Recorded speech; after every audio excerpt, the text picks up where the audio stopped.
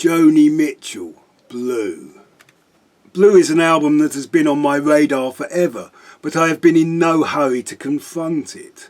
I do have a Joni Mitchell compilation, which has what I presumed were all the songs I really needed. I needed to have Big Yellow Taxi and Clouds in their original form. But I prefer Matthew Southern Comfort's version of Woodstock even over the Crosby, Stills, Nash and Young version. This album has the song This Flight Tonight, which for me will always be a Nazareth song.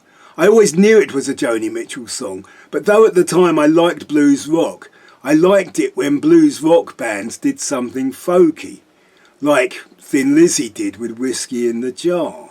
So the Joni Mitchell version to me, in comparison, sounds a bit confusing. She has an original way of playing guitar, there are the odd tunings, and the way she doesn't really strum or fingerpick but does a bit of both.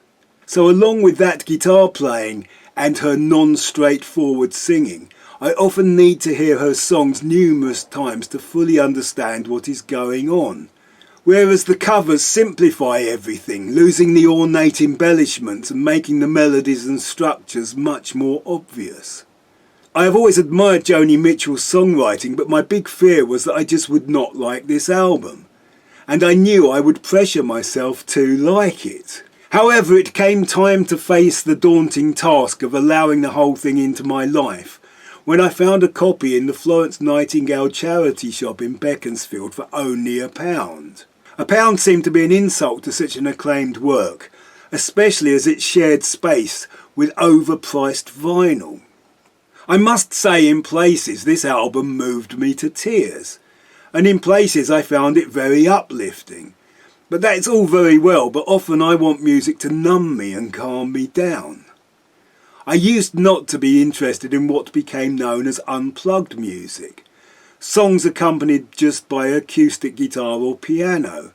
I had little time for early Dylan, Leonard Cohen or Simon & Garfunkel's Wednesday Morning 3 AM. I wanted drums and bass on my Sounds of Silence. I have never really been able to like Nick Drake. However, since I've become a Billy No Mate solo act with just me and my acoustic Ibanez, I am showing more interest in the masters of the genre. I might also have been afraid of Joni Mitchell unrestrained by a band, with nothing to counter the sudden swoops of her melodies and tame her arrangements that can sometimes seem to be almost random. And also it is so feminine, and I prefer lyrics to be more general. I used to hear the song Carey a lot on the radio. It is catchy and easy to follow and has percussion and backing vocals, so it is probably the best place to start the album, though it is notably not track one. As a romantically challenged schoolboy, I often felt this song was very much not aimed at me. Only a woman could have deemed that a successful outing required him to get his cane and for her to put on some silver.